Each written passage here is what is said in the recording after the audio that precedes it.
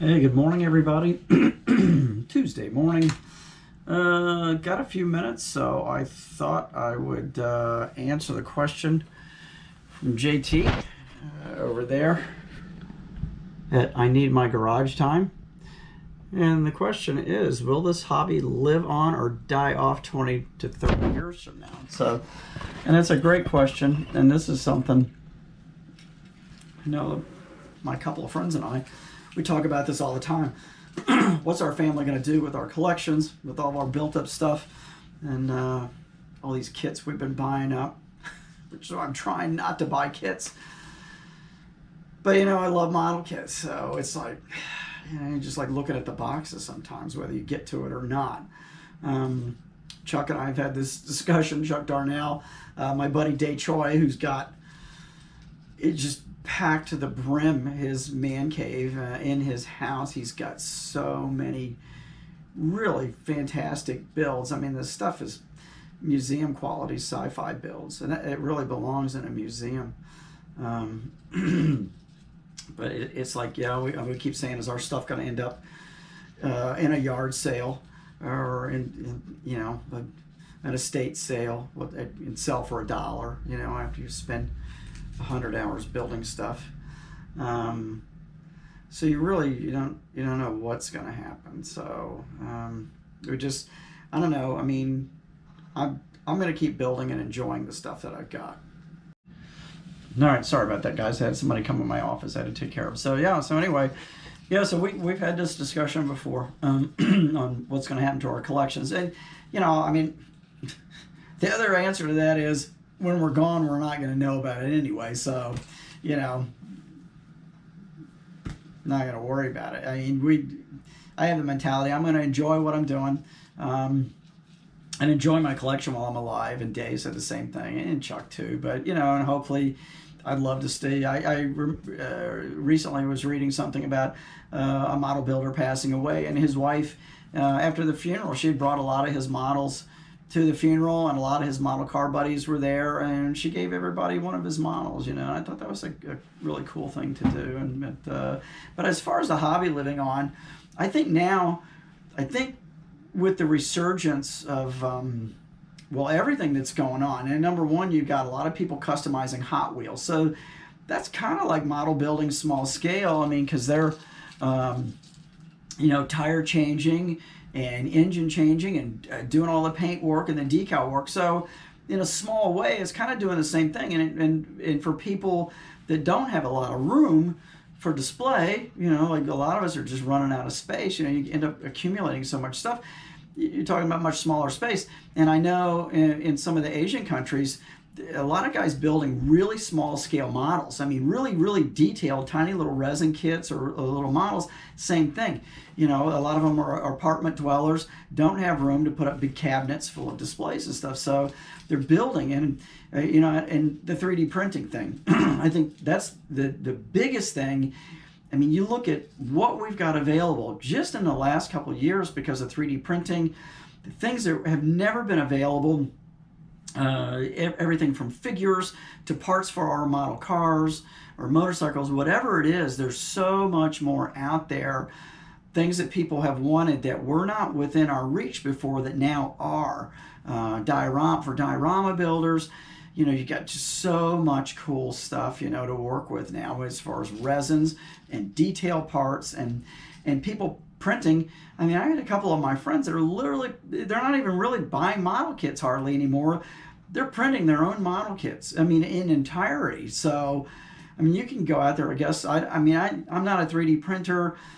I'm not smart enough to do that stuff. But there are so many files, I guess, out there, and a lot of them are free, or the cost is so minimal, and you look at the cost of a model kit now, $30-35, or you get into the bigger truck models, $50-60 for a truck, another $50 for the trailer. So by the time you buy paint and glue and everything, really, really adds up. And of course, the printing, a lot of it you can print in colors now, like the tires and stuff. So I think it's just awesome, and I think that's what's going to save the hobby for all of us. I mean, not just us old guys. And there are, yes, I'd say a largest part of the community that's out there. I mean, I'll be 64 in a couple weeks, so I think I'm in that age group, and there's a lot of us between the 60 and 80 thing. You know, that's a big chunk of your builders because we all grew up with it. But a lot of you younger guys, you know, 30s, 40s, I think you were kind of maybe in that resurgence a little bit. The really young people, which I'm glad when I see teenagers or people in their 20s or 30s building, because you guys are in that gaming era, you know, and I think the video gaming did a lot to kill a lot of the hobby, you know, because of kids. And I get it. I mean, the video games are really cool.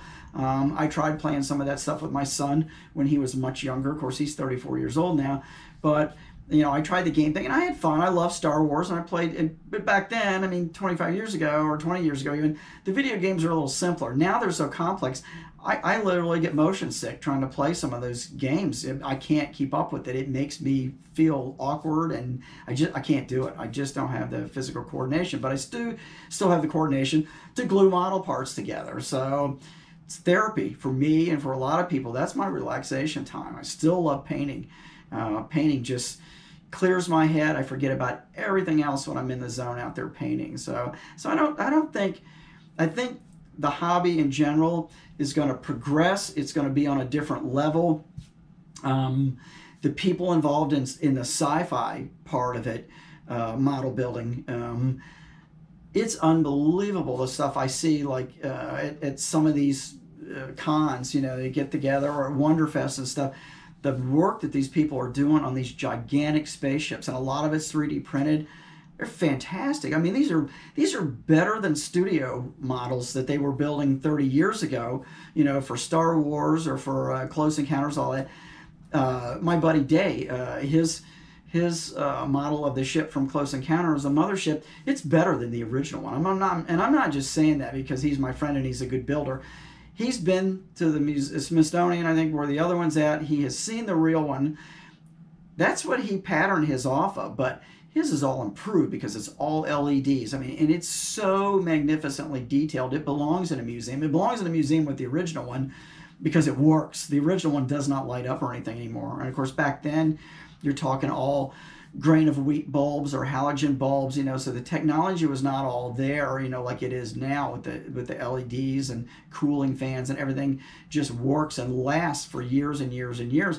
My sci-fi models I've got here in the cabinet, one of my earliest pieces with fiber optics is in this cabinet, and only just, I think I had maybe one LED fail in there, so I've only got a few fiber optic strands from that. That's probably at least 15 years old now. Still works magnificently, but that's the technology. And I think this continued technology is going to continue to add to the hobby and keep model building alive. And it may not be in the form, you know, in these really basic AMT MPC kits that we all grew up with. It may not be in that form.